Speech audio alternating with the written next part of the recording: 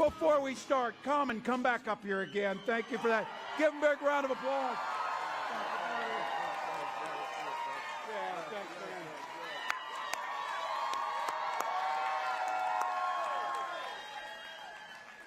man. Wow.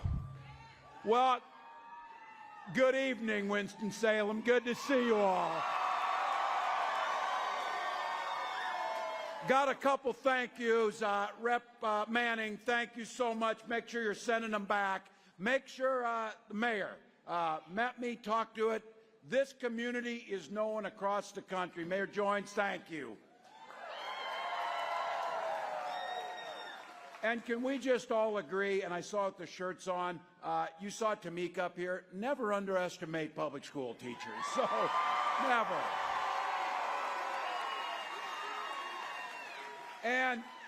And to the staff, to the leadership, to the school board, and especially to the students at Carver, thank you for having me here.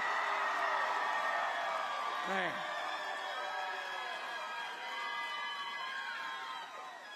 I feel right at home, so thank you. Look, North Carolina, too, I know something about, and am a little biased towards governor. You have one hell of a governor in Roy Cooper. Amazing. And you have a wealth of riches, because I would normally say those are big shoes to fill, but you're going to fill them with Josh Stein. So, pretty good. And let me just say to each of you, you came out tonight, you parked, and between traffic and planes and things, you waited here. But you came out for a very beautiful reason. You came out because you believe in the promise of America and you love this country. So thank you to all of you. And look, we might have had to wait a while, and it might be a little warm, but we've waited nearly 250 years, and in 19 days, we get to say Madam President. So.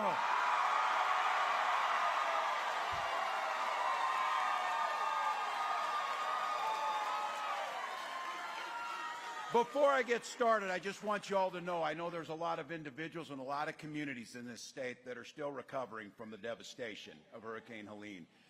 You are on the thoughts and the prayers and the help all across this country, and I know for sure you're feeling it. You're feeling it.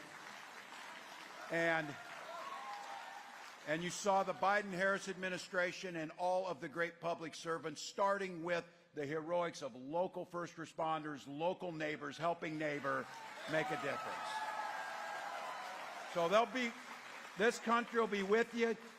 We've got 2 heavy lift helicopters from Minnesota and Minnesota National Guard. That's all across this country, because you know what America does when times of trouble? They stand with their neighbors and get it right. So thank you all. You might have seen, I just came from a little east here, and I was with Bill Clinton, which is always an interesting thing to be on the stage. And look, he's telling it like it is, but Kamala and I are storming everywhere. We're like one visit away from being regulars on Fox News now. So that's the next thing. So, and didn't she do a hell of a job on there? Yeah.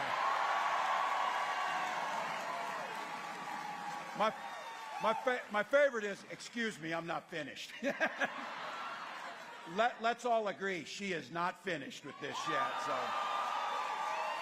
now contrast to that, we're not seeing much of the former guy, but Donald Trump addressed a town hall at Univision yesterday. Yeah. Well, at least he wasn't swaying to music for half an hour.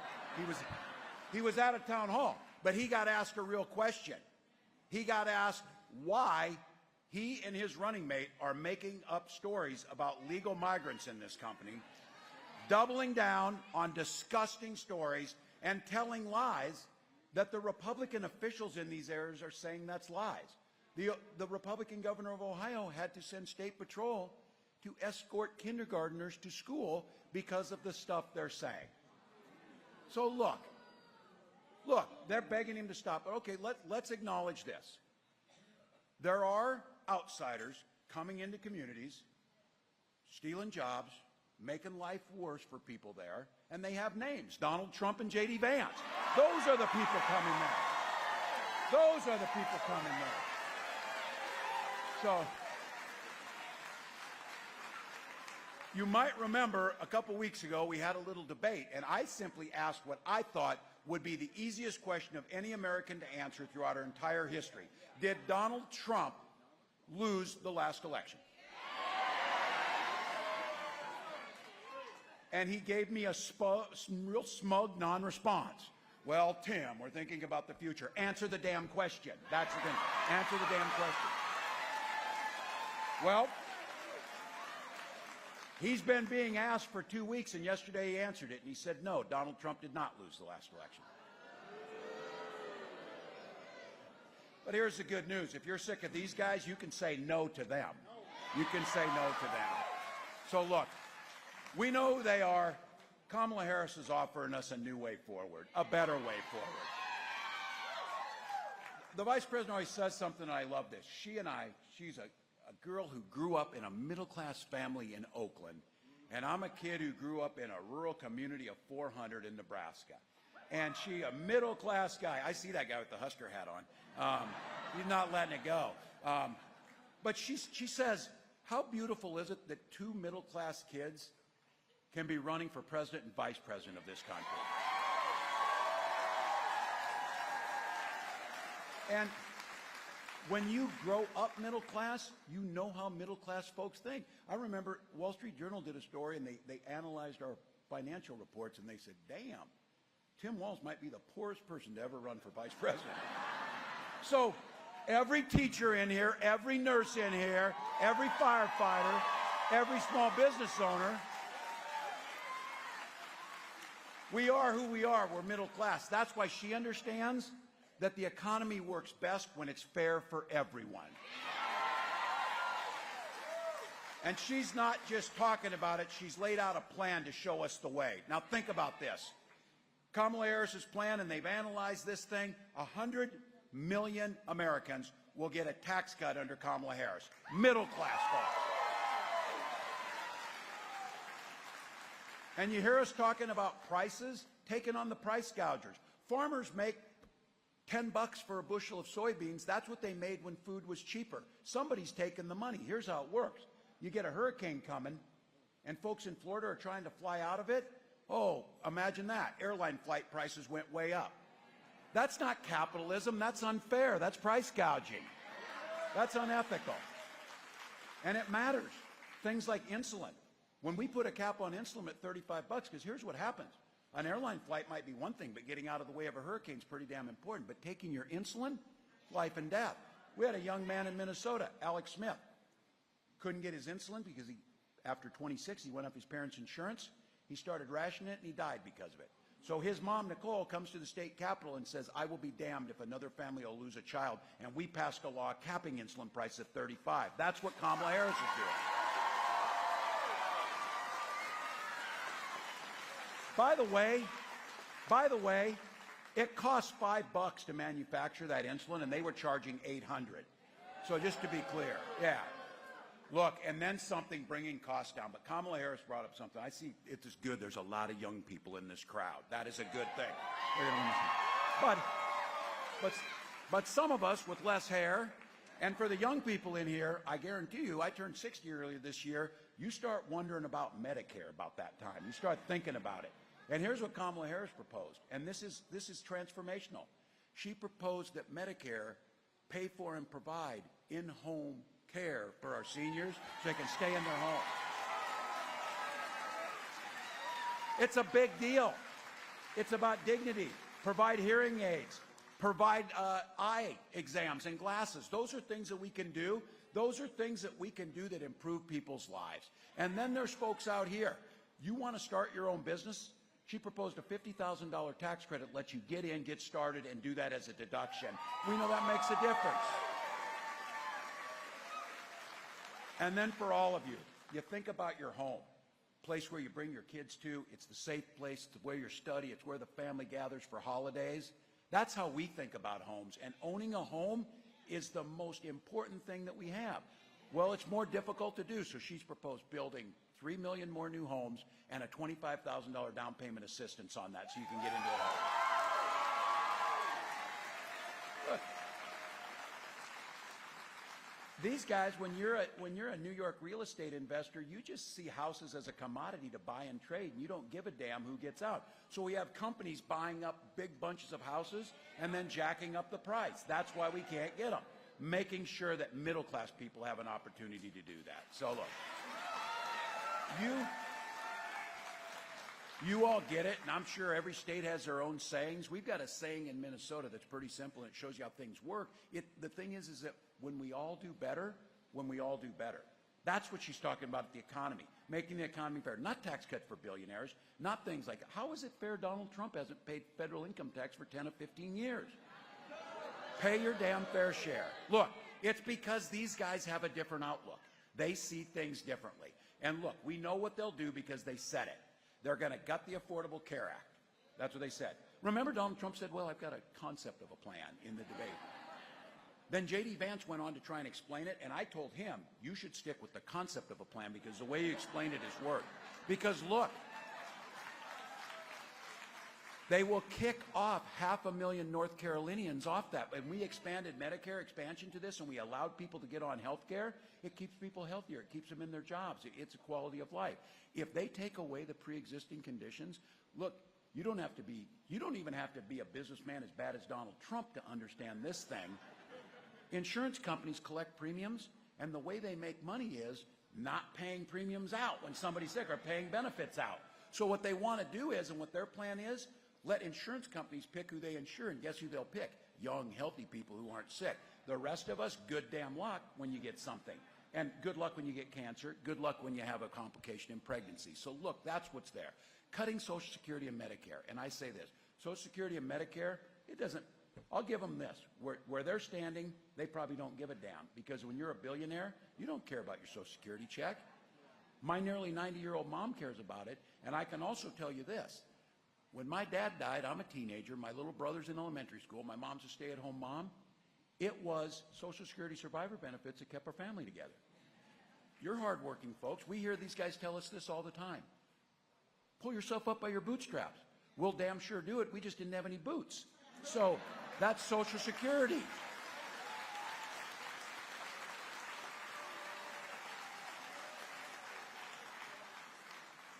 You know, self-made man with $400 million to start out with. For Christ's sakes, every single one of us in here would be richer than him today because we'd be better business people. So if we got it, your parents left you that. And then don't make a mistake. Every single economist and everybody who's looked at this, Donald Trump's talking about slapping on a national sales tax. He wants to call it a tariff, but everybody knows you'll end up paying it. $4,000 a year, about 20% tax on everything you buy. It's bad policy. But look, he did keep one promise. He got his rich folks down to Mar-a-Lago, and he said, you're rich as hell, and I'm going to give you a tax cut. He delivered.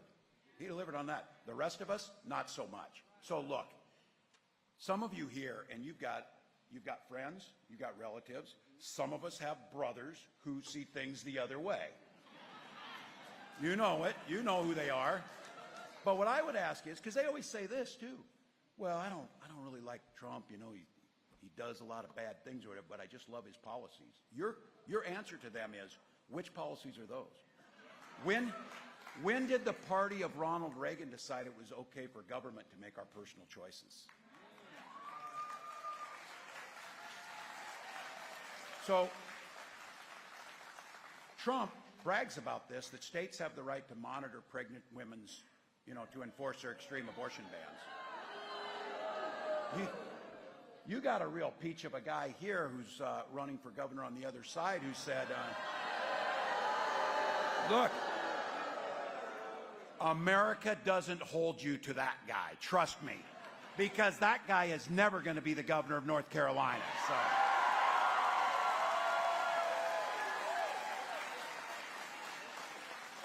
But this guy's running for governor of this great state and says, once you're pregnant, it's not your body anymore.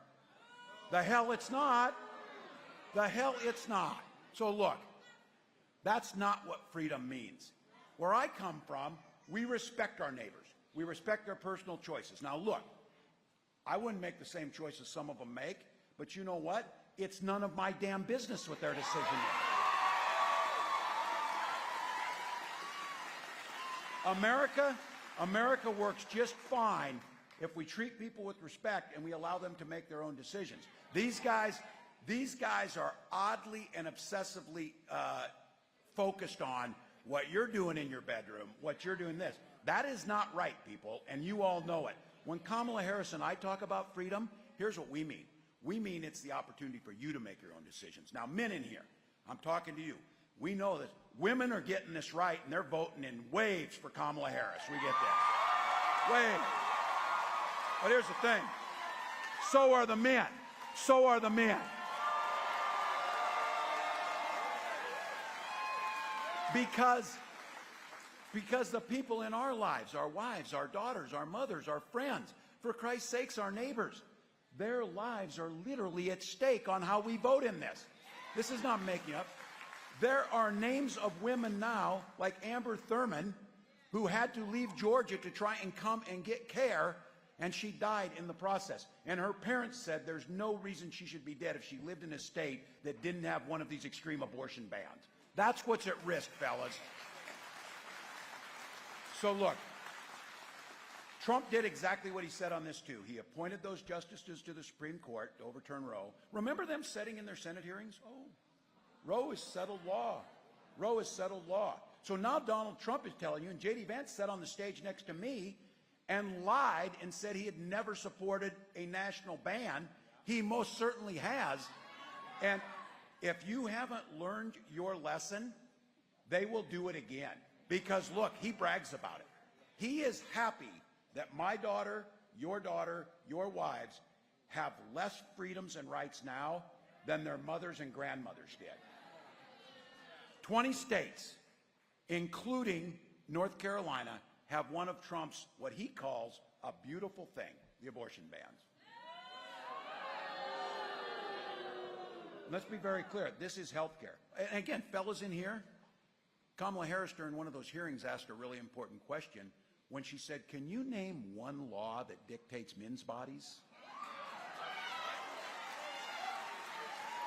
So, because of this, women are being denied care, can't get into the emergency rooms, and having miscarriages in their cars. Survivors of rape are being forced to carry those pregnancies on. People like Hadley Duvall in Kentucky, a 12-year-old raped by her stepfather and impregnated. And when asked about that, Senator Vance said, 2 wrongs don't make a right. There is not one damn thing right about what happened to Hadley Duvall, and forcing her to have that child is not one of them. And in states trying, in Mississippi and others, trying to close the door on fertility clinics. And look, Hadley Duvall doesn't want to have her name out here, but she's brave and she's talking about it. Andrew Thurman's parents are grieving, but they're talking about it. We've seen folks across the country have to come forward. My wife and I talked about this a little bit because we struggled with infertility and spent years. We had insurance, thank God, and we were able to get that care to make sure that we had our beautiful daughter. And I will be damned if someone in elected office should dictate and deny another family the opportunity to have the family that they want.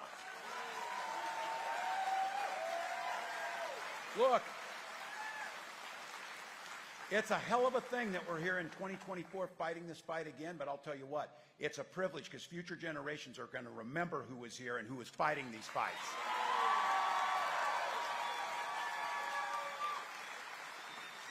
So we're going to get a Congress, and when they send the bill over codifying Roe versus Wade, President Harris will sign that back into law. Now, I'm a pretty upbeat guy, but I think it's important to know what we're up against over the next 19 days. Because we're not just electing and changing things for 4 years. We're changing it for 40 years and generations to come. The next president will more than likely be able to appoint 2 or possibly 3 Supreme Court justices. If it's Donald Trump, he already has an institution that he put his people in, an institution that is basically giving him near total immunity from anything he does. They'll be adjudicating and deciding laws for our children and grandchildren for the next generation or 2. That's what's at stake. And here's what I have to tell you. If that's not the future you want for your kids, that's good, because they are never going to return Donald Trump to the White House. We're going to have Kamala Harris as our president to stand for it. So, again, be very clear. When we talk about freedoms, we mean your freedoms to make your decisions, not politicians. Those are yours to make. And we mean freedom of seniors to be able to retire with dignity when we strengthen Social Security and expand Medicare. And again, you're sitting down at Mar-a-Lago with $1 billion not paying taxes. You don't give a damn about your Social Security check. But again, my mom cares and your family cares about their Social Security check. It's pretty important. And I'm going to say, damn straight. And I'm going to say this. In this building, with these students here, you're doing great in those uniforms. It's hot as hell.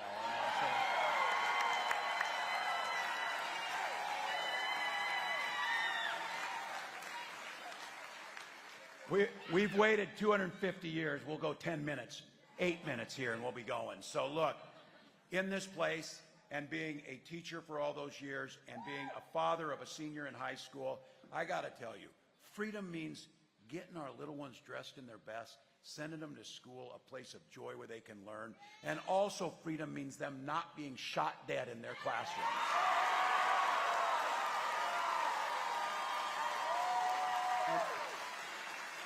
And this is for, clip this one, this is for your uncles, this is for those folks out there. Do not take aback. I'm a veteran, I am a hunter, I am a gun owner. Kamala is a gun owner. But look, owning guns doesn't mean that you jettison common sense, and it doesn't mean that you don't support the Second Amendment, because we do. But our first responsibility is the protection of our children. Now, here's one for your family members. I believe this is correct. I believe this is the first time in modern American history that the Democratic Party's nominees for president and vice president both own guns. So there you go. Now, there's a second part to this. And the Republican nominee for president can't pass a background check to get one.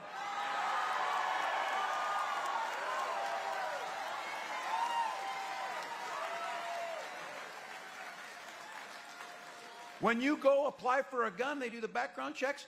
34 felonies is a pretty big red flag. Look, no matter who you are, Kamala Harris is going to fight for your freedoms. She's going to fight for your ability to choose your life, and she will be a president for all Americans, whether they vote for us or against us. Look, 19 days. This country's divided, this is close, and we're going to be underdogs. I'm okay with that. I'm okay with that, because I look at this room, and this is the time we go, because all the work we've done, all the ads we've done, all the phone calls, all the door knockings, all the rallies, you know what it's all about? And there's some of you here, that little sticker that says, I voted. That little sticker that says, I voted. We got to get everybody to get the little sticker that says I voted. So look, we're leaving it on the field, folks. Vote, and vote early. Tomorrow morning. Tomorrow morning. You've got one stop early voting. If you're not registered or a friend's not registered, pick them up. Buy them a coffee, drive them there. They can register and vote tomorrow, and we can win this thing.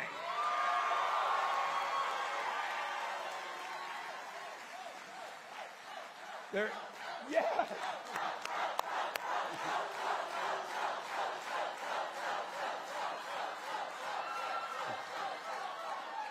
This group knows the assignment. They know the assignment. So, look. iwillvote.com/North Carolina. That'll give you all the information you need. Go out knocking doors, making phone calls right now. Again, in North Carolina, a vote or two per precinct will be waking up on that 20th day to President Harris. That's what those 1 or 2 will be.